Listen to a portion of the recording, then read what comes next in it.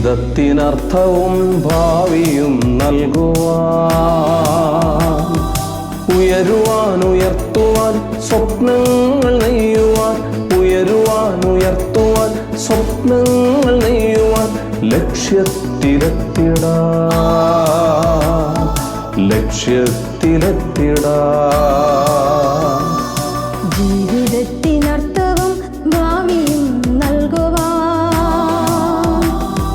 ഉയരുവാൻ ഉയർത്തുവാൻ സ്വപ്നങ്ങൾ നെയ്യുവാൻ, ഉയരുവാൻ ഉയർത്തുവാൻ സ്വപ്നങ്ങൾ നെയ്യുവാൻ, ലക്ഷ്യത്തിലെത്തിടാൻ, ലക്ഷ്യത്തിലെത്തിടാൻ.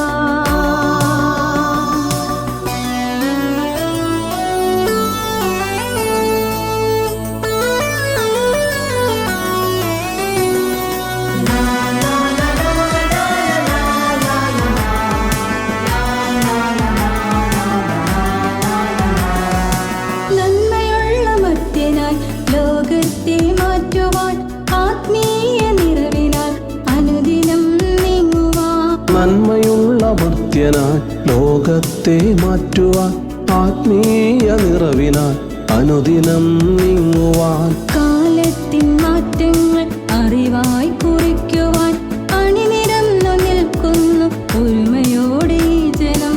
കാലത്തിൻ മാറ്റങ്ങൾ അറിവായി കുറിക്കുവാൻ, അണിനിരന്നു നിൽക്കുന്നു ഒരുമയോടെ ഈ ജനം. ജീവിതത്തിനർത്ഥവും ഭാവിയും നൽകുവാൻ, ഉയരുവാൻ ഉയർത്തുവാൻ സ്വപ്നങ്ങൾ നെയ്യുവാൻ, ഉയരുവാൻ ഉയർത്തുവാൻ സ്വപ്നങ്ങൾ നെയ്യുവാൻ, ലക്ഷ്യത്തിലെത്തിടാൻ, ലക്ഷ്യത്തിലെത്തിടാൻ, ലക്ഷ്യത്തിലെത്തിടാൻ, ലക്ഷ്യത്തിലെത്തിടാൻ.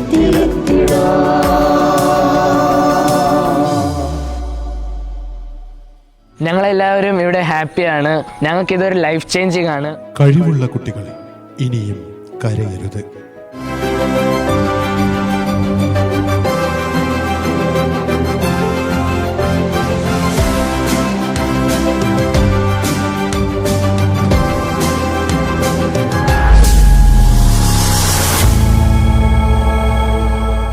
പഠിക്കാൻ കഴിവുണ്ടായിരുന്നിട്ടും പണമില്ലാത്തതിൻ്റെ പേരിൽ ഒരു കുട്ടിയുടെയും കണ്ണ് ഇനിയും നനയരുത് എന്ന ലക്ഷ്യത്തോടെ തമ്പുരാന്റെ വിളിക്ക് പ്രത്യുത്തരം നൽകിയ മഹത് വ്യക്തിത്വമാണ് ബഹുമാനപ്പെട്ട ജോസച്ചൻ.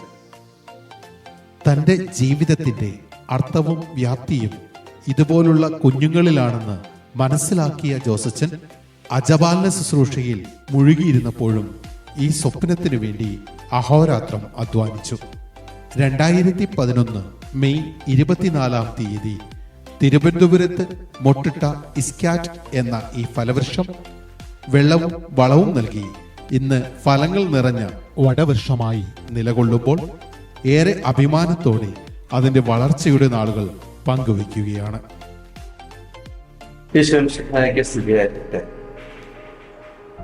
എൻ്റെ ബാല്യകാലം മുതൽ എനിക്ക് എൻ്റെ ജീവിതത്തിൽ വലിയ ആഗ്രഹങ്ങളൊന്നും അച്ഛനാകാൻ ഇല്ലായിരുന്നു.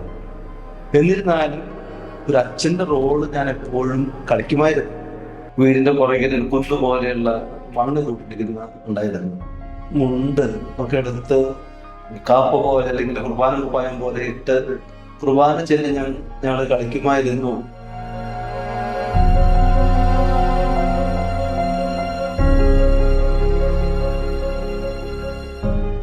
നല്ലൊരു ബാലനായിട്ടായിരുന്നു വളർന്നിരുന്നത്. കാരണം കുടുംബ പശ്ചാത്തലം അതായിരുന്നു. പ്രാർത്ഥനയും അതുപോലെ തന്നെ കഠിനാധ്വാനം ഞങ്ങളുടെ കുടുംബത്തിന് മുതൽക്കൂട്ടായിരുന്നു.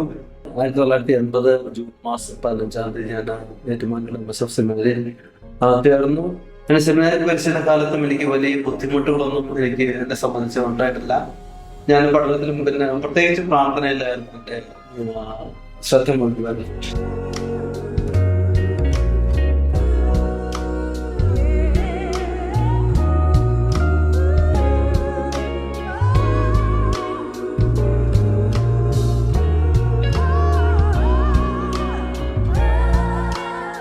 പഠനത്തെക്കാൾ ഏറെ ഞാൻ പ്രാധാന്യം കൊടുത്തത് പ്രാർത്ഥനയ്ക്കാണ്. ദിവസേന അന്നും അത് എന്നും പാലിക്കുന്നത് എൻ്റെ ജീവിതത്തിൽ 10 മിനിറ്റ് നേരം ഈശോയുടെ മുൻപിൽ ഇരുന്നു, അല്ലെങ്കിൽ അത് വ്യക്തിപരമായിരുന്ന ഒരു പേഴ്സണൽ പ്രയർ അതെന്നും ഞാൻ പാലിക്കുന്നതാണ്.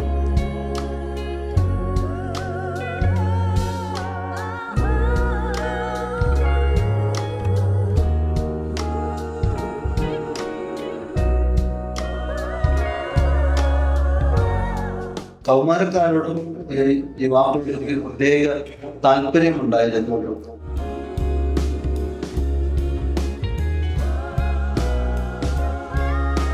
സമൂഹത്തിന് വേണ്ടിയിട്ട് എന്നാൽ സാധിക്കുന്ന കാര്യങ്ങൾ ചെയ്യുക, പിന്നെ പ്രാർത്ഥനയിൽ അധിഷ്ഠിതമായി വളരുക, ജീവിക്കുക എന്നുള്ളതായിരുന്നു ഓർഡിനേഷൻ വരെ എൻ്റെ ജീവിതത്തിൽ ഉണ്ടായിരുന്നത്. അത് റീജൻസി കാലത്താണെങ്കിലും ഞാൻ റീജൻസി കാലത്ത് യുവാക്കളെ ഞാൻ ശ്രദ്ധിക്കുമായിരുന്നു. അവിടെ യുവാക്കൾക്ക് ഒന്നും ഇല്ലാതിരുന്ന കാലത്ത് കളിയോ മറ്റുള്ള ഒന്നും ഇല്ലാതിരുന്ന കാലത്ത് അവരെ അലക്ഷ്യമായി ഇരിക്കുന്ന കാലത്തിപ്പോൾ അവർക്ക് കളിക്കാനുള്ള ഒരു സൗകര്യം സമയം ഞാൻ കണ്ടെത്തി അവരോടൊപ്പം അവർ ചെലവഴിക്കുകയും അവരെ ഒരു കൂട്ടായ്മയിലേക്ക് ഞാൻ അന്ന് മുതൽ 87 കാലഘട്ടം മുതൽ ഞാനത് ചെയ്യുമായിരുന്നു. 1993 മെയ് 2-ാം തീയതി ഞാൻ പട്ടം സ്വീകരിച്ച് MSF സഭയിലെ ഒരു വൈദികനാണ്. കുർബാനക്കുപ്പായം പണ്ടേ തീരാത്ത മോഹമായി തീർന്നിരുന്നു. തിളങ്ങുന്ന കുർബാനക്കുപ്പായം പണ്ടേ തീരാത്ത മോഹമായി തീർന്നിരുന്നു. ആ വെള്ളിക്കാസയും എടുത്തുയർത്തിയിടുവാൻ എന്നെനിക്കാവുമെന്നോർത്തിരുന്നു ഞാൻ, എന്നെനിക്കാവുമെന്നോർത്തിരുന്നു. തിളങ്ങുന്ന കുർബാനക്കുപ്പായം പണ്ടേ തീരാത്ത മോഹമായി തീർന്നിരുന്നു. ഞാൻ വൈദികനായതിനു ശേഷം എൻ്റെ ഫോക്കസ് മുഴുവൻ, ശ്രദ്ധ മുഴുവൻ കൗമാരക്കാരൻ വളർന്നു വരുന്ന യുവാക്കളുമായിരുന്നു.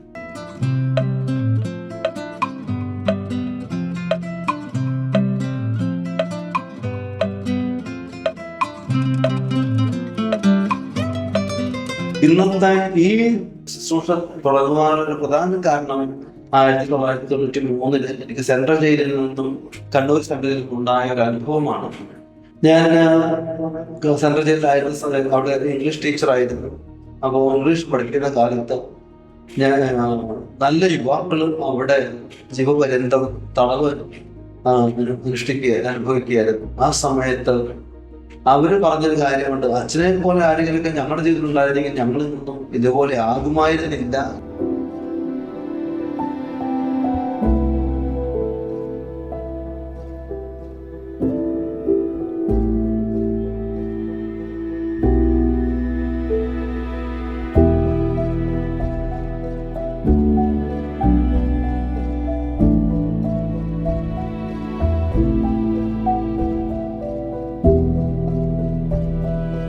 അച്ഛനെ പോലുള്ളവരുണ്ടായിരുന്നെങ്കിൽ ഞങ്ങൾ ഇങ്ങനെ ആകുമായിരുന്നില്ല.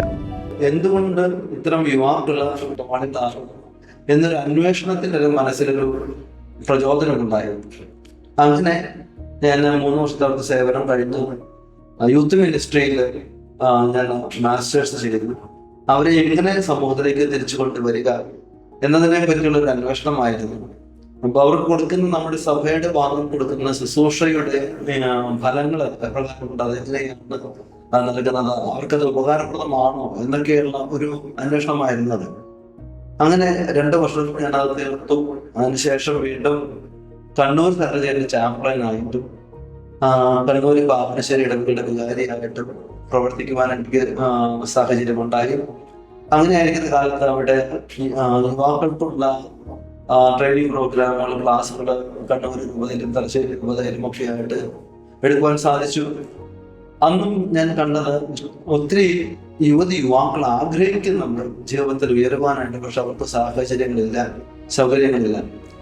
അതിനുശേഷം ഞാൻ 2000 ഡോക്ടറേറ്റ് ചെയ്യാനായിട്ട് യൂണിവേഴ്സിറ്റിയിലേക്ക് പോയി.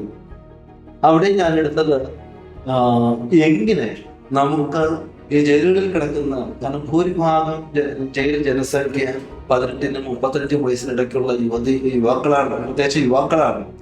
അപ്പൊ അവരെ എങ്ങനെ നേർവഴിയിലേക്ക് ജീവിതത്തിലേക്ക് തിരിച്ചു കൊണ്ടുവരാൻ സാധിക്കും? അതിന് സമൂഹവും സഭയും ഗവൺമെന്റും ഒത്തൊരുമിച്ച് എങ്ങനെ നമുക്ക് അത് ചെയ്യാൻ സാധിക്കുമെന്നൊരു കണ്ടുപിടുത്തത്തിനുള്ള ഒരു ആഗ്രഹം ഇതിനുണ്ടായി. അങ്ങനെ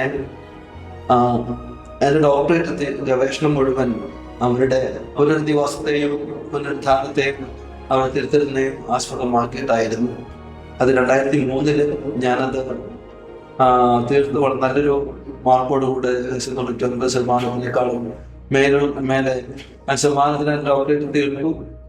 അതിനുശേഷം ഞാൻ പ്രവർത്തിച്ചത് നമ്മുടെ കേരള കത്തോലിക്ക പ്രധാന സമിതിയുടെ കീഴിലുള്ള ജീസസ് ഫെർട്ടിലിറ്റിയുടെ തടവറ പരിസര പ്രവർത്തനങ്ങളുടെ സ്റ്റേറ്റ് ഡയറക്ടറായിരുന്നു.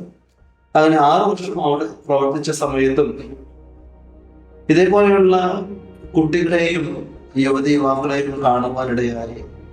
അപ്പൊ അവർക്കെല്ലാവർക്കും പഠിച്ചു ഉയരാനുള്ള സാഹചര്യങ്ങളും അന്തരീക്ഷവും ഇല്ലായിരുന്നു. അങ്ങനെ അവർക്കൊരു അവരുടെ ആഗ്രഹങ്ങൾ കണ്ടു കഴിയുമ്പോഴും അതോടൊപ്പം തന്നെ 6 വർഷത്തെ പ്രവർത്തനം ഗവൺമെന്റ് ഡിപ്പാർട്ട്മെന്റ് പ്രസിഡന്റ് ഡിപ്പാർട്ട്മെന്റായിട്ട് എനിക്ക് പ്രവർത്തിക്കാൻ സാധിച്ചു. എന്റെ കണ്ടുപിടുത്തങ്ങളിൽ, എന്റെ ഗവേഷണ കണ്ടുപിടുത്തങ്ങൾ ഈ ജയിൽ ഡിപ്പാർട്ട്മെന്റുകളിലെ പ്രവർത്തനങ്ങൾക്കും അതിന്റെ പുനരുദ്ധാരണത്തിനും ഒക്കെ കാരണമായി. ഞങ്ങൾ അന്നത്തെ കാലത്തുണ്ടായിരുന്ന MG Raman sir, Paul Leslie sir, അന്നത്തെ DGP ആയിരുന്ന സോമരാജൻ സാറ്, ഒരുപാട് ഒരുമിച്ച് പ്രവർത്തിക്കുവാനും അതിന് ഏറ്റവും വലിയ പ്രചോദനം നൽകിയത് സോമരാജൻ സാർ, DGP സോമരാജൻ സാറാണ്. അപ്പൊ അദ്ദേഹമാണ് പിന്നീട് എനിക്ക് ഈ കാര്യങ്ങൾ ചെയ്യുവാൻ സാധിച്ചത്. അപ്പോഴൊരു രണ്ടാമതൊരു ആഗ്രഹം എന്നിൽ ഉണ്ടായി. അതായത് ഇങ്ങനെയുള്ള ഉദ്യോഗസ്ഥരുണ്ടെങ്കിൽ നമുക്ക് നമ്മുടെ രാജ്യത്ത് നമ്മുടെ പാവപ്പെട്ടവർക്കും മറ്റുള്ള എല്ലാവർക്കും നല്ല കാര്യങ്ങൾ ചെയ്യുവാനായിട്ട് സാധിക്കും. ഈ പ്രസ്ഥാനം തുടങ്ങുമ്പോൾ എൻ്റെ മനസ്സുണ്ടായിരുന്നത്, അതായത് പഠിക്കാൻ കഴിവുണ്ടായില്ല, വീടുകളിൽ പഠിക്കുന്ന സാഹചര്യങ്ങളില്ല, അന്തരീക്ഷമില്ല, സാമ്പത്തികമായ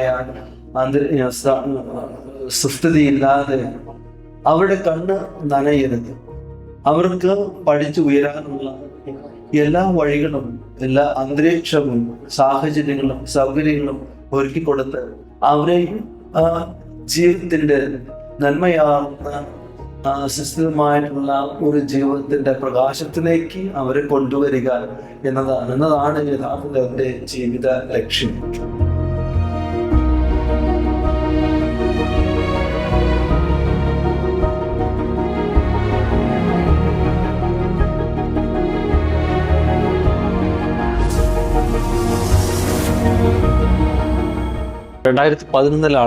ഈ പ്രസ്ഥാനം ഞാൻ ആരംഭിക്കുന്ന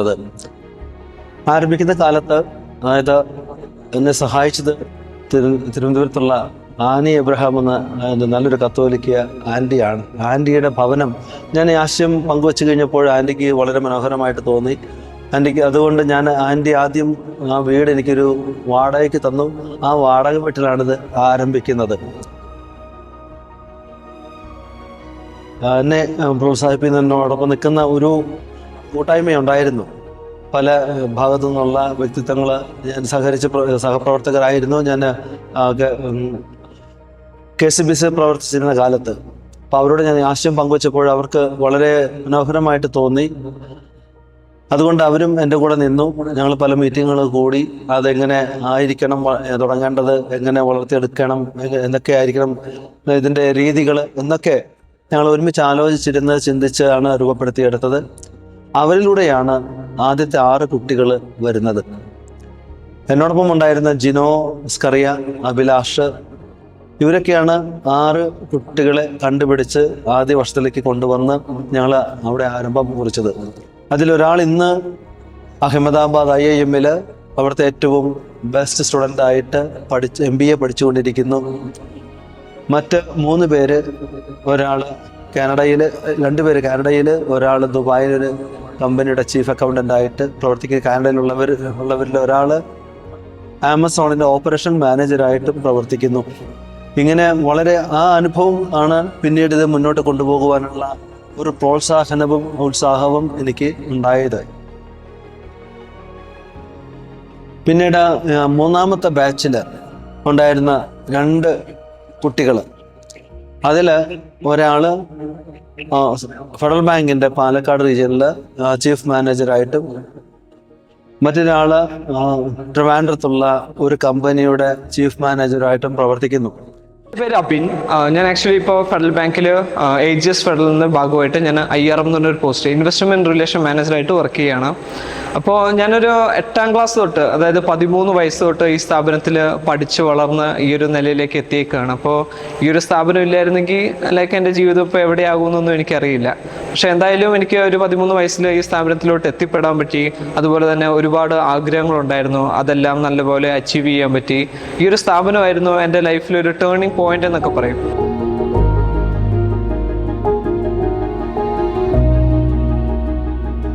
ഈ സ്ഥാപനം എൻ്റെ പ്രയത്നത്തിലൂടെ തുടങ്ങിയതാണെങ്കിലും ഇത്ര മനോഹരമായിട്ട് പോകുന്നത് എൻ്റെ മാത്രം കഴിവല്ല. ഇതിൻ്റെ ആരംഭം മുതൽ എന്നോടൊപ്പം പല വ്യക്തികൾ എന്നെ സഹായിച്ചു. അവരുടെ അകമഴിഞ്ഞ സ്നേഹവും സഹകരണവും ഇന്ന് ഈ സ്ഥാപനത്തെ ഇത്ര രീതിയിൽ എത്തിക്കുവാനായിട്ട് സാധിച്ചത്. തുടക്കം മുതൽ എന്നോടൊപ്പം പ്രവർത്തിക്കുന്ന ഒരു മഹത് വ്യക്തിയാണ് സിസ്റ്റർ മേരിക്കുട്ടി. ഇറ്റ്സ്കാറ്റ് എന്ന സ്ഥാപനം തുടങ്ങുക എന്നുള്ളത് ജോസഫച്ചൻ്റെ ഒരു വലിയ സ്വപ്നമായിരുന്നു. POCയിൽ ഞങ്ങൾ ഒരുമിച്ച് വർക്ക് ചെയ്യുന്ന അവസരങ്ങളിൽ ഇതിനെക്കുറിച്ച് സംസാരിക്കാറുണ്ടായിരുന്നു. അങ്ങനെ സംസാരിച്ചു. അതിനുശേഷം അച്ഛൻ പല സ്ഥലങ്ങളിലും പോയി ഇതിൻ്റെ ഇങ്ങനെയുള്ള സമാനമായിട്ടുള്ള പ്രവർത്തനങ്ങൾ കണ്ട് മനസ്സിലാക്കി. അച്ഛൻ 2011 മെയ് 24-ാം തീയതിയാണ് ഇത് സ്റ്റാർട്ട് ചെയ്യുന്നത്. തുടങ്ങിയ പിറ്റ വർഷം മുതൽ സഭയിൽ നിന്നും റീജൻസ് ബ്രദേഴ്സിന് നൽകി സഹായിച്ചു. തുടക്കത്തിൽ എൻ്റെ നെഫ്യൂ ജോസും അതുപോലെ തന്നെ എൻ്റെ കൂടെ ഉണ്ടായിരുന്ന അഭിലാഷ്, ജിനോയ് ഇവരൊക്കെ വളരെ വലിയൊരു സഹായമാണ് ഇതുവരെ നൽകിക്കൊണ്ടിരിക്കുന്നത്. അവരുടെ സഹായത്തോടു കൂടെയാണ്, അവരുടെ സഹനത്തോടു കൂടെയാണ് എനിക്ക് കുട്ടികളെ പരിശീലിപ്പിക്കാനും വളർത്തുവാനും ഈ സ്ഥാപനത്തെ ഉയർത്തുവാനുമായിട്ട് ഇതിൻ്റെ നടത്തിപ്പിനുമായിട്ട് എന്നെ സഹായിക്കുന്നത്. അവരുടെ സഹായവും സഹകരണവും ഇല്ലാതെ എനിക്ക് ഇത് മുന്നോട്ട് കൊണ്ടുപോകാനായിട്ട് സാധിക്കുകയില്ല. അവരോട് ഞാൻ ഏറെ കടപ്പെട്ടിരിക്കുന്നു. ഈ കുട്ടികളെ ഇതുപോലെ വളർത്തുന്നതിനും പഠിപ്പിക്കുന്നതിനും സ്ഥാപനത്തെ നയിക്കുന്നതിനും ഈ ലെവലിൽ ആയിരിക്കുന്നതിനും. അതോടൊപ്പം തന്നെ അതിനുശേഷം എനിക്ക് സഭയിൽ നിന്നും എന്നെ സഹായിക്കുവാനായിട്ട് മാത്യു മാമുലയെ തന്നു. അച്ഛൻ ഏകദേശം 4 വർഷം ഈ സ്ഥാപനത്തെ തിരുവനന്തപുരത്ത് സേവനം അനുഷ്ഠിച്ചു. അതിനുശേഷം പെരിന്തൽമണ്ണയിൽ ആരംഭിക്കണമെന്ന് പറഞ്ഞു കഴിഞ്ഞപ്പോഴാണ് എനിക്ക് ബിബിനച്ഛനെ തന്നത്. ഈ സ്ഥാപനവുമായിട്ടുള്ള എൻ്റെ ബന്ധം എന്താണെന്ന് വെച്ചാൽ 2015-2016 കാലഘട്ടത്തിൽ ഞങ്ങളുടെ സെമിനാരി പരിശീലനത്തിൻ്റെ ഭാഗമായിട്ട് റീജൻസി കാലഘട്ടത്തിൽ ഞാൻ തിരുവനന്തപുരത്ത് റീജൻ്റായിട്ട് വർക്ക് ചെയ്തു. അന്നേരം ആ സമയം തൊട്ട് കുട്ടികളുമായിട്ടൊക്കെ ഇടപഴകുവാനും അവരോട് സംസാരിക്കുവാനൊക്കെ എനിക്ക് അവസരം കിട്ടുകയും ചെയ്തു. അതിനുശേഷം അച്ഛനതിന് ശേഷം 1 വർഷത്തിന് ശേഷം എന്നെ പെരിന്തൽമണ്ണയിൽ അസിസ്റ്റന്റ് ഡയറക്ടറായിട്ട് എന്നെ അപ്പോയിന്റ് ചെയ്യുകയാണ് ചെയ്തത്. ആ സമയം തൊട്ട് എനിക്ക് ഈ കുട്ടികളുമായിട്ട് ഇടപെടുവാനും അവരുടെ പഠിത്തത്തിലും മറ്റുള്ള കാര്യങ്ങളിലുമൊക്കെ എനിക്ക് ശ്രദ്ധിക്കുവാനും അവരെ തെറ്റുകൾ തിരുത്തി അവർക്ക് നല്ല കാര്യങ്ങൾ പറഞ്ഞു കൊടുത്ത് സമൂഹത്തിലെ ഒരു നല്ല വ്യക്തികളാക്കുവാൻ വേണ്ടി പരിശീലനം കൊടുക്കുവാൻ വേണ്ടിയൊക്കെ സാധിക്കുകയും ആ ഒരു ശുശ്രൂഷയിൽ എന്നെ സഭാധികാരികൾ ഏൽപ്പിക്കുമ്പോൾ എനിക്ക് ഒത്തിരിയേറെ സന്തോഷമുണ്ട്. ഇത് ഇപ്പം 5ാമത്തെ വർഷമാണ്. ബിബിനച്ഛൻ വളരെ മനോഹരമായിട്ട് ഒത്തിരി ത്യാഗങ്ങൾ സഹിച്ച് അതിനോടൊപ്പം ഈ സ്ഥാപനത്തിന് വേണ്ടി കുട്ടികൾക്ക് വേണ്ടിയിട്ട് ഇവിടെ സേവനം അനുഷ്ഠിച്ച് ജീവിക്കുന്നു. തിരുവനന്തപുരത്തും എനിക്ക് 2 വൈദികരുണ്ട്. 2 പേരും അല്പം സീനിയേഴ്സാണ്. ഫാദർ മാത്യു കാവിത്താഴയും 2023 സെപ്റ്റംബറിലാണ് ഞാനിവിടെ വരുന്നത്. ഈ സ്ഥാപനത്തിൻ്റെ ലക്ഷ്യം നമ്മുടെ കുട്ടികളെ സമൂഹത്തിൻ്റെ ഉന്നത നിലയിലേക്ക് എത്തിക്കുക എന്നുള്ളതാണ് ഞങ്ങളുടെ ലക്ഷ്യം. കാരണം IPS IAS അങ്ങനെ തത്തുല്യമായ ഏതെങ്കിലും ഡിഗ്രി എടുത്ത് അവർ സമൂഹത്തിന് സേവനം ചെയ്യുന്നൊരവസ്ഥയിലേക്ക് കൊണ്ടുവരിക. വെറും ഒരു ജോലിക്ക് വേണ്ടിയല്ല, സമൂഹത്തിൻ്റെ ഉന്നമനത്തിനോട് കൂടിയാണ് ഞങ്ങൾ ഈ സ്ഥാപനം നടത്തുന്നത്. അതുപോലെ തന്നെ ഷാജൻ മാണിക്കത്താനും ഒരുപാട് പേരുടെ ജീവിതത്തിൽ മാറ്റങ്ങൾ വരുത്തിയ ഒരു സ്ഥാപനമാണിത്. കുട്ടികളുടെ സ്വഭാവ രൂപീകരണം മുതൽ അവരുടെ എല്ലാ കാര്യങ്ങളിലും നമ്മൾ ശ്രദ്ധ പതിപ്പിക്കുന്നത് കൊണ്ട് ഇവിടെ നിന്ന് പുറത്തു പോകുന്ന ഓരോ കുട്ടികൾക്കും അതൊരു വലിയ അനുഗ്രഹമായിട്ട് അവർ പറയാറുണ്ട്. നല്ല രീതിയിൽ നല്ല ഉദ്ദേശത്തോടു കൂടി നടക്കുന്ന ഈ സ്ഥാപനത്തിന് കേൾക്കുന്ന എല്ലാവർക്കും ആഗ്രഹത്തോടും പ്രതീക്ഷയോടും കൂടിയാണ് ഈ സ്ഥാപനത്തെ ഉറ്റുനോക്കുന്നത്. നമുക്ക് പലപ്പോഴും പറയാൻ സാധിക്കും ഇതിൻ്റെ ലക്ഷ്യത്തിനൊത്ത് മുന്നോട്ട് പോകാൻ സാധിക്കുന്നുണ്ട് എന്നുള്ള രീതിയിൽ. അവർക്ക് ശാരീരികമായ അല്പം ബുദ്ധിമുട്ടുകളുണ്ടെങ്കിലും അനാരോഗ്യമുണ്ടെങ്കിലും അതൊന്നും വകവയ്ക്കാതെ വളരെ നിസ്വാർത്ഥമായിട്ട് ത്യാഗപൂർണമായിട്ടുള്ള നല്ല സേവനങ്ങളാണ് അവർ കാഴ്ചവെക്കുന്നത്. കാരണം ഈ രണ്ട് സ്ഥാപനത്തിലും ഞാൻ ഇല്ലാതിരിക്കുന്ന സമയമുണ്ട്. ആ സമയത്തൊക്കെ ഈ അച്ഛന്മാരും ഈ സിസ്റ്ററും അതോടൊപ്പം മറ്റുള്ള ഞങ്ങളുടെ സ്റ്റാഫ് അടുക്കളയിൽ പ്രവർത്തിക്കുന്ന തിരുവനന്തപുരത്തുള്ള ഷീജയും അതുപോലെ തന്നെ പെരുന്തമണ്ണയിലെ പാലച്ചോടുള്ള പ്യാരിയും ഇവരൊക്കെ വളരെ സ്നേഹത്തോടു കൂടെയാണ് കുട്ടികളെ സംരക്ഷിക്കുന്നതും പരിപാലിക്കുന്നതും. അവർക്ക് വേണ്ടിയിട്ടുള്ള എല്ലാ ഭക്ഷണ പദാർത്ഥങ്ങൾ ഉണ്ടാക്കുകയും ഭവനമൊക്കെ വളരെ വൃത്തിയായിട്ട് സൂക്ഷിക്കുകയും ചെയ്യുന്നത്. അപ്പം ഇവിടെയെല്ലാം സഹകരണവും സഹായവും ഒത്തൊരുമയും ഇല്ലാതെ എനിക്കിത് മുന്നോട്ട് കൊണ്ടുപോകാൻ സാധിക്കില്ല. അവരിലൂടെ ലഭിക്കുന്നത് എനിക്ക് വർണ്ണിക്കാൻ സാധിക്കാത്ത സേവനമാണ്. അതിന് അവരോട് ഞാൻ പ്രത്യേകം നന്ദി പറയുന്നു. അവരെ ഞാൻ എന്നും ഓർത്ത് അവർക്ക് വേണ്ടി പ്രത്യേകം പ്രാർത്ഥിക്കുകയും ചെയ്യുന്നു. അവരുടെ ആ സഹായം ഇനിയും ലഭിക്കുമെന്ന് തുടർന്നുണ്ടാകുമെന്ന് പ്രതീക്ഷിക്കുകയും ചെയ്യുന്നു. ഈ സ്ഥാപനം സിവിൽ സർവീസിലേക്കുള്ള കുട്ടികളെ ട്രെയിനിങ് കൊടുത്ത് പഠിപ്പിക്കുന്ന 8ാം ക്ലാസ് മുതൽ.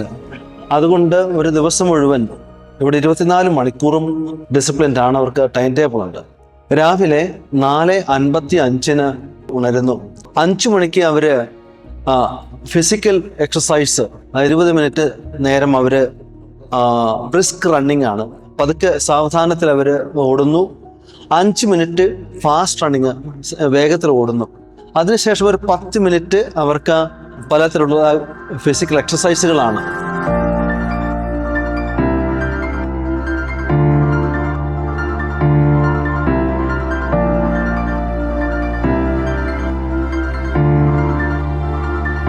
രാവിലെ തുടങ്ങുമ്പോൾ തന്നെ അവർ എനർജറ്റിക് ആയിരിക്കുക, അവർക്ക് ഉന്മേഷമുണ്ടാകുക, അതുപോലെ തന്നെ നല്ല രക്തചംക്രമണം ഉണ്ടായിരിക്കുക. അതിലൂടെ അവരെ ദിവസം മുഴുവൻ എനർജറ്റിക് ആയിട്ട് നിർത്തുക, ഡൈനമിക് ആയിട്ട് നിർത്തുക. അതാണ് ശാരീരികമായിട്ടുള്ള ആ എക്സസൈസുകളിലൂടെ നമ്മൾ ലക്ഷ്യമാക്കുന്നത്. ആധ്യാത്മികത്തിൻ്റെ ഏറ്റവും പ്രധാനപ്പെട്ട ഒരു ഘടകമാണ് പ്രാർത്ഥന. ഒരു ദിവസം ആരംഭിക്കുന്നത് പ്രാർത്ഥനയോടുകൂടെയാണ്.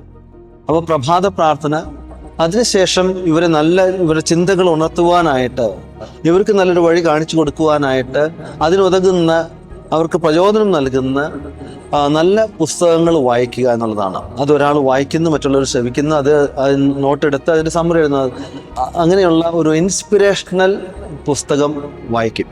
അതിനുശേഷമാണ് ദിവ്യബലി. ദിവ്യബലി നമ്മൾ കുട്ടികളെ ആധ്യാത്മികതയിലേക്ക് ഉയർത്തുന്ന ഒരു സമയമാണ്.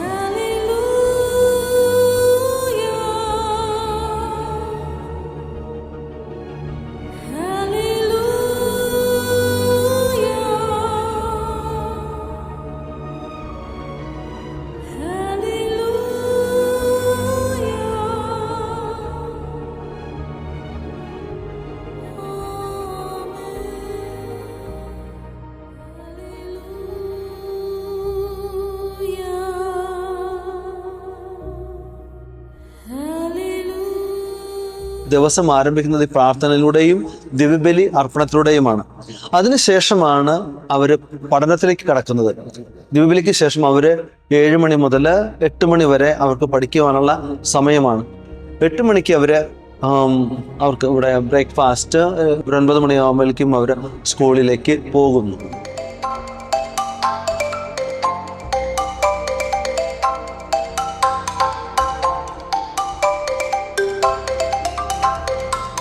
സമയം 4:30 വരെ അവർ സ്കൂളിലാണ്. അവർ തിരിച്ചു വന്നതിന് ശേഷം അവർക്ക് ചായയും സ്നാക്സും, അതിനുശേഷം അവർ സാധാരണ ദിവസങ്ങളിൽ ക്ലാസ് ദിവസങ്ങൾ അവർക്ക് വർക്കാണുള്ളത്. അതായത് നമ്മുടെ തോട്ടം നനയ്ക്കുക, അല്ലെങ്കിൽ തോട്ടം പരിപാലിക്കുക.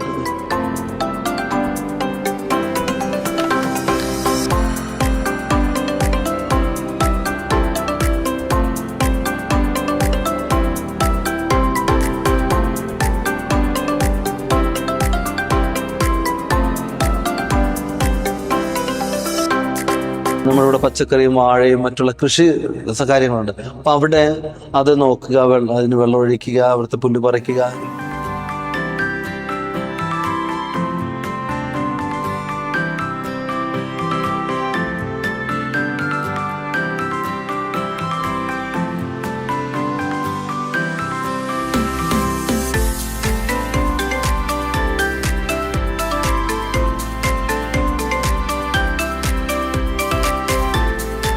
കൊച്ചു കൊച്ചു പണികൾ അവർ ചെയ്യുക. പിന്നെ അവരുടെ മുറി ക്ലീനാക്കുക, സ്റ്റഡി റൂം ക്ലീനാക്കുക, ബാത്റൂമുകൾ ക്ലീനാക്കുക. ഇതൊക്കെ ഇങ്ങനെയുള്ള ഒരു വീട്ടിൽ ചെയ്യുന്ന പണികളൊക്കെ നമ്മുടെ കുട്ടികൾ തന്നെയാണ് അവർ ഇവിടെ ചെയ്യുന്നത്. അപ്പോൾ ആ ഒരു പരിശീലനം, കാരണം കൃഷിയോടും വീട് പരിപാലിക്കുന്നതിലുമൊക്കെയുള്ള ആ തൽപരത ചെറുപ്പകാലത്ത് തന്നെ സൃഷ്ടിക്കുക എന്നുള്ള ലക്ഷ്യമാക്കിയിട്ടാണ് അവരെ ഇതിലേക്ക് നമ്മൾ പ്രചോദിപ്പിക്കുന്നത്. പിന്നെ 5:30 മുതൽ 6:30 വരെ അവർക്ക് റീഡിംഗ് പ്രാക്ടീസാണ്. അതായത് നമ്മുടെ ദേശത്ത് നമുക്ക് 3 ഭാഷയുണ്ട്: ഇംഗ്ലീഷ്, മാതൃഭാഷ, പിന്നെ നാഷണൽ ലാംഗ്വേജ് ഹിന്ദി. അപ്പോൾ ഇത് 3 നമ്മൾ ഇവിടെ അവർക്ക് വായിക്കത്തക്ക രീതിയിൽ അതിനുള്ള റീഡിംഗ് പ്രാക്ടീസ് ഉണ്ട്. അപ്പം എല്ലാ ദിവസവും അവർ ഓരോ ദിവസം മാറി മാറി അത് ഭാഷകൾ വായിച്ച് നല്ല ഒച്ചയിൽ വായിച്ച് അക്ഷരസ്ഫുടതയും വായിക്കാനുള്ള കൽപ്പം അവർക്ക് കൊടുക്കുക എന്നുള്ളതാണ് അതിനോട് ലക്ഷ്യമാക്കുന്നത്. അതിനുശേഷം അതോടൊപ്പം തന്നെ ഈ 1 മണിക്കൂറിനുള്ളിൽ അവർക്ക് അവരുടെ വസ്ത്രങ്ങൾ കഴുകാനും കുളിക്കുവാനുമുള്ള സമയമാണ്. 6:30-ക്ക് അവരെല്ലാവരും സ്റ്റഡി റൂമിൽ വന്ന് പഠനമാണ്. 6:30 മുതൽ 7:15, 7:30 വരെ.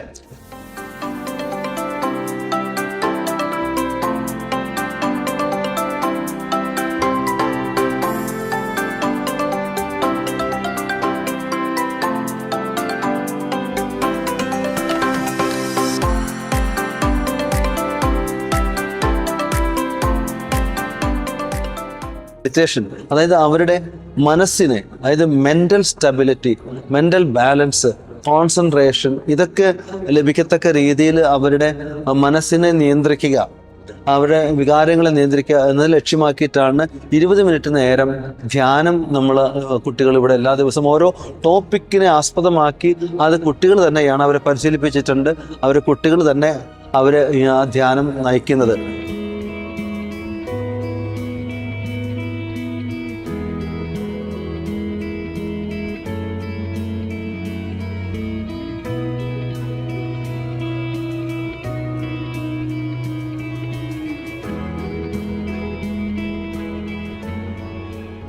എട്ട് മണിക്ക് നമുക്ക് അവർക്ക് അത്താഴമാണ്.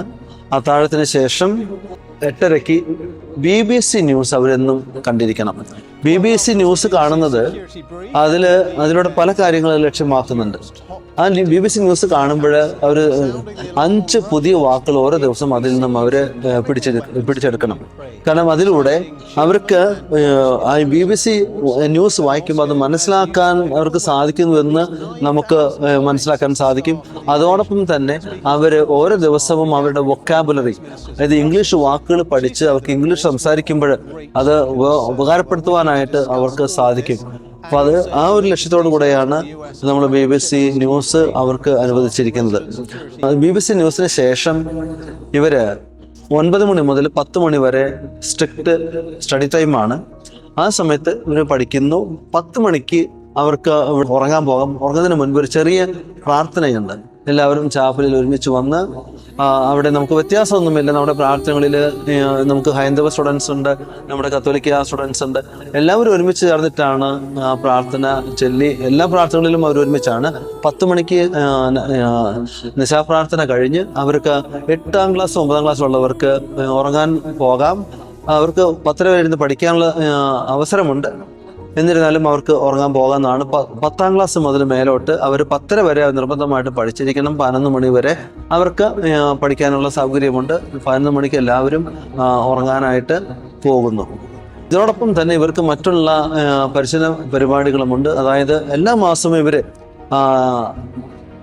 2 പ്രസൻറ്റേഷൻ, അതായത് ഇവിടെ പലതരത്തിലുള്ള മാഗസിനുകളുണ്ട്, ഇംഗ്ലീഷ് മാഗസിൻസ്. അതിൽ നിന്ന് ഇവർ ഏതെങ്കിലും ഒരു ടോപ്പിക് എടുത്ത് അത് വായിച്ച് അതിന് സമ്മറി എഴുതി അത് കറക്റ്റ് ചെയ്ത് ഒരു ദിവസം മറ്റുള്ളവരുടെ മുമ്പിൽ അതൊരു പ്രസംഗമായിട്ട് അവർ അവതരിപ്പിക്കുക.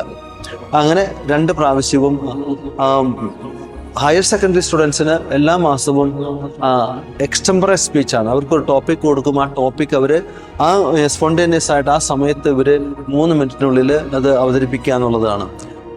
പിന്നെ ഇവർക്ക് എല്ലാ മാസവും ഒരു എമർജൻസി എസ്സേ, അതായത് നമ്മളൊരു ടോപ്പിക് കൊടുക്കുന്നു, അവരതിനെക്കുറിച്ച് പഠിച്ച് അവർ എഴുതി അത് അവർക്ക് കൊടുത്തിരിക്കുന്ന ദിവസം അവർ സമർപ്പിക്കുന്നു.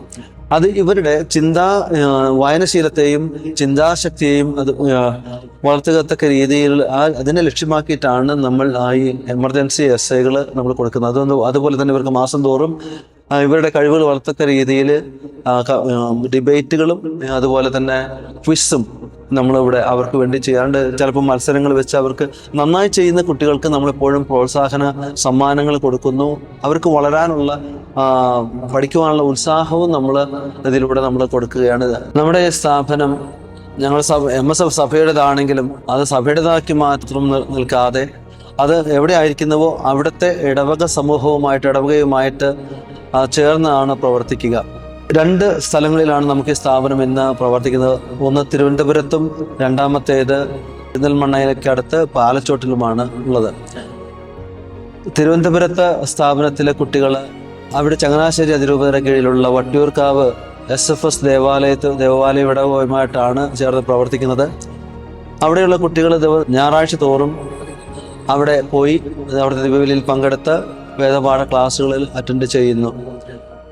പെരിന്തൽമണ്ണ പാലച്ചോടുള്ള കുട്ടികൾ അവരെല്ലാ ഞായറാഴ്ചയും പാലർകോട്ടയിൽ സെൻറ് മേരീസ് ഇടവക ദേവാലയത്തിൽ ദിവ്യബലിയിൽ പങ്കെടുക്കുകയും അവിടുത്തെ വേദപാഠ ക്ലാസ്സുകളിൽ പങ്കുചേർന്ന് അവർ വേദപാഠം പഠിക്കുകയും ചെയ്യുന്നു.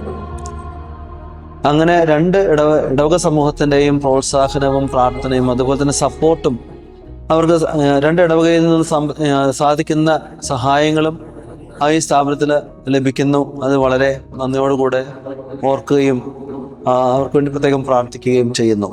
എന്നെ പ്രോത്സാഹിപ്പിച്ച് എന്നെ വളർത്തിയ, എനിക്ക് പ്രസ്ഥാനത്തിൽ വളർത്താനായിട്ട് സഹായിച്ച 2 വ്യക്തിത്വങ്ങളാണ് എനിക്ക് എൻ്റെ ജീവിതത്തിൽ ഒരിക്കലും മറക്കാൻ സാധിക്കാത്ത തിരുവനന്തപുരത്ത് ആനി എബ്രഹാം ആൻറ്റിയും അതുപോലെ തന്നെ പാലച്ചോടുള്ള DIG കുഞ്ഞുമോൻ സാറും. ഞാൻ വിളിക്കുന്നത് ജോസഫ് സാർ എന്നാണ്.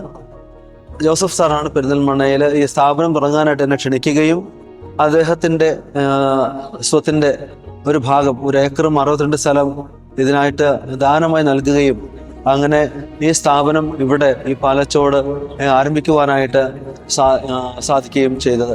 അപ്പോൾ ഇതിനും പ്രത്യേകിച്ച് സാറിനോടും കുടുംബത്തോടും അതുപോലെ തന്നെ തിരുവനന്തപുരത്തെ ആനി ആൻറ്റിയോടും കുടുംബത്തോടും ഞാൻ പ്രത്യേകമായിട്ട് അവരെ ഓർക്കുകയും നന്ദി പറയുകയും ചെയ്യുന്നു.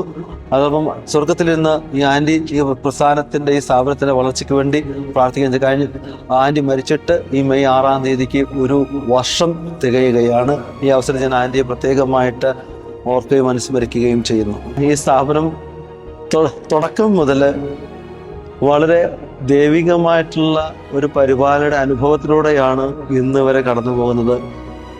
ഇന്ന് വരെ ഏകദേശം 100ഓളം കുട്ടികൾ ഇവിടെ നിന്നും പഠിച്ചിറങ്ങിയിട്ടുണ്ട്.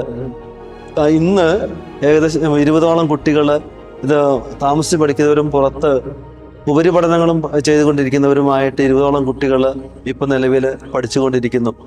2 സ്ഥാപനങ്ങൾ ഉയർത്തുകയും ഇത്രയും കുട്ടികളെ ഏകദേശം 15 വർഷമായിട്ട് പഠിപ്പിച്ചുകൊണ്ടിരിക്കുകയും ചെയ്യുന്നത് എല്ലാം തന്നെ അനേകം ഉദാരമായ വ്യക്തികളുടെ ത്യാഗവും അവിടെ നല്ല മനസ്സിലൂടെയുള്ള സഹായത്തിലൂടെയാണ്. എൻ്റെ ആഴമായ വിശ്വാസം ഇത് തന്നെയാണ്. നമ്മൾ സ്വർഗ്ഗസ്ഥനായ പിതാവെന്ന പ്രാർത്ഥനയിൽ പ്രാർത്ഥിക്കുന്നത് പോലെ അന്നു വേണ്ട ആഹാരത്തിന് നൽകണമെന്നുള്ള പ്രാർത്ഥനയിൽ എന്ന് പ്രാർത്ഥിക്കുന്നത് പോലെ തന്നെയാണ് എൻ്റെ അനുഭവം, എൻ്റെ ചിന്തയും. ദൈവം അന്നു വേണ്ടുന്ന കാര്യങ്ങൾ നിറവേറ്റി തന്നുകൊണ്ടിരിക്കുന്നു. അത് ഈ വ്യക്തികളിലൂടെയാണ്. ഇനിയും പൂർണ്ണമായ ദൃഢമായ വിശ്വാസമുണ്ട്. ഇത് മുന്നോട്ട് പോകുന്നതും ആ തമ്പുരാൻ്റെ പരിപാലനയിൽ നമ്മൾ പ്രാർത്ഥിക്കുന്നത് പോലെ അന്നു വേണ്ട ആഹാരത്തിനായിട്ട് ദൈവം കനിവാർന്ന് സഹായിക്കുമെന്നുള്ള പൂർണ്ണമായ വിശ്വാസമുണ്ട്. ആ സഹായം, ദൈവികമായ പരിപാലനം അനുഭവിക്കുന്നത് അനേകം ലോകത്തിലെ പല ഭാഗത്തുമുള്ള വ്യക്തികളുണ്ട്. അവരിലൂടെയുള്ള ആ സഹായത്തിലൂടെയാണ് ഇന്നും ഇത് പ്രവർത്തിക്കുന്നത്. ഏകദേശം ഒരു കുട്ടിക്കൊരു വർഷം 1,00,000-ഓളം രൂപ ചെലവാക്കുന്നു. ഇവർക്കുള്ള പരിശീലനവും പഠനവും അതുപോലെ തന്നെ പാർപ്പിടവും ഭക്ഷണവും എല്ലാം കൊടുത്തുകൊണ്ട് ഇവരെ ആ നല്ല രീതിയിലേക്ക് ഉയർത്തുവാനായിട്ട് നമുക്ക് ഈ പറഞ്ഞ ഒരു സംഖ്യയാണ് നമുക്ക് വരുന്നത്. ഇത് ഇന്ന് വരെ യാതൊരു ബുദ്ധിമുട്ടുമില്ലാതെ മുന്നോട്ട് പോയിട്ടുണ്ട്. ഭാവിയും മുന്നോട്ട് പോകുമെന്നതാണ് ഞാൻ ദൈവത്തിൻ്റെ പരിപാലനയിലൂടെ ഞാൻ വിശ്വസിക്കുന്നതും അനുഭവിക്കുന്നതും. നാളെ എങ്ങനെ ആയിരിക്കുമെന്ന് എനിക്ക് അറിഞ്ഞുകൂടാ. നമ്മൾ നല്ലൊരു ബാങ്ക് ബാലൻസ് വെച്ചിട്ട് നടത്തപ്പെടുന്ന ഒരു പ്രസ്ഥാനമല്ല ഇത്. മറിച്ച് അനുദിനം കിട്ടുന്ന അനുദിന ജീവിത ചെലവുകൾക്കായി ലഭിക്കുന്ന സമ്പത്ത് കൊണ്ടാണ്, സാമ്പത്തികമായ സഹായം കൊണ്ടാണ് ഇതുവരെ ഈ കുട്ടികളെ ഇത്ര മനോഹരമായിട്ട് പഠിപ്പിച്ച് എനിക്ക് ഏറെ അഭിമാനത്തോടുകൂടെ പറയുവാൻ സന്തോഷമുണ്ട്. അതായത് ഇവിടെ നിന്ന് ഒരു ദിവസം പോലും ഇവിടെ താമസിച്ച് പഠിച്ച് ഇതിലൂടെ അനുഭവിച്ചു പോയ ഒരു കുട്ടി പോലും വഴിതെറ്റിപ്പോയിട്ടില്ല എന്നുള്ളൊരു വലിയ സന്തോഷം ഞാൻ ഈ സമയത്ത് പങ്കുവെക്കുകയാണ്. ഇതൊക്കെ നല്ല മനുഷ്യരായ നല്ല വ്യക്തിത്വങ്ങളിലൂടെ ലഭിക്കുന്ന ആ വലിയ പ്രോത്സാഹനവും പ്രാർത്ഥനയും അവരുടെ സാമ്പത്തികമായ സഹായവും കൊണ്ടാണ് ഇതുവരെ ഇത്രയും മനോഹരമായിട്ട് ദൈവപരിപാലനയിലൂടെ ഇത് വളർന്നിരിക്കുന്നതും എത്തിയിരിക്കുന്നതും. ഈ കുട്ടികൾ സമുന്നതമായിട്ടുള്ള സ്ഥാനങ്ങളിൽ വ്യക്തിത്വങ്ങളായി എത്തിച്ചേർന്നിരിക്കുന്നതും. അതിന് പ്രത്യേകം ഞാൻ ദൈവത്തോട് എന്നും നന്ദിയോടുകൂടെ ഞാൻ എല്ലാവരെയും അനുസ്മരിക്കുന്നു. എന്നും എൻ്റെ കടപ്പാടും നന്ദി ഞാൻ അവരെ അറിയിക്കുന്നു. മറ്റൊന്ന് ഞാൻ എപ്പോഴും എന്നെ സഹായിക്കുന്നവരോട് പറയുന്നത്, അവർക്ക് എന്നും ഞാൻ അർപ്പിക്കുന്ന ബലിയിൽ നന്ദിയോടുകൂടെ അവരെ ഓർത്തുകൊണ്ട് അവർക്ക് വേണ്ടി പ്രത്യേകം പ്രാർത്ഥിക്കുന്നു.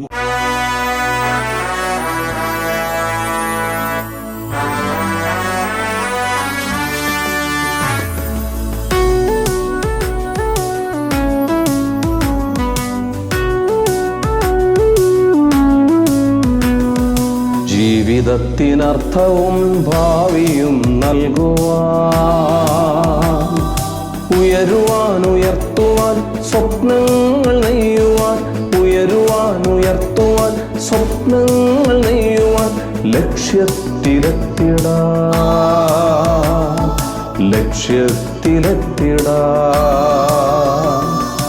ജീവിതത്തിനർത്ഥവും ഭാവിയും നൽകുവാൻ,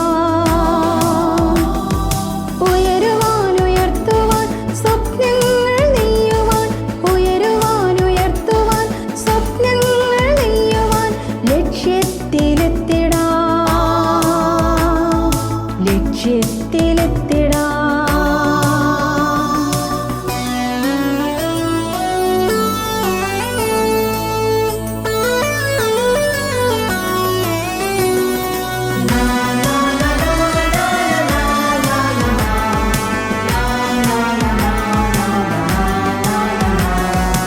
നന്മയുള്ള മർത്യനായി ലോകത്തെ മാറ്റുവാൻ, ആത്മീയ നിറവിനാൽ അനുദിനം നീങ്ങുവാൻ. നന്മയുള്ള ഭക്തനായി ലോകത്തെ മാറ്റുവാൻ, ആത്മീയ നിറവിനാൽ അനുദിനം നീങ്ങുവാൻ. കാലത്തിൻ മാറ്റങ്ങൾ അറിവായി കുറിക്കുവാൻ, അണിനിരന്നു നിൽക്കുന്നു ഒരുമയോടെ ഈ ജനം. കാലത്തിൻ മാറ്റങ്ങൾ അറിവായി കുറിക്കുവാൻ, അണിനിരന്നു നിൽക്കുന്നു ഒരുമയോടെ ഈ ജനം. ജീവിതത്തിനർത്ഥവും ഭാവിയും നൽകുവാൻ, ഉയരുവാൻ ഉയർത്തുവാൻ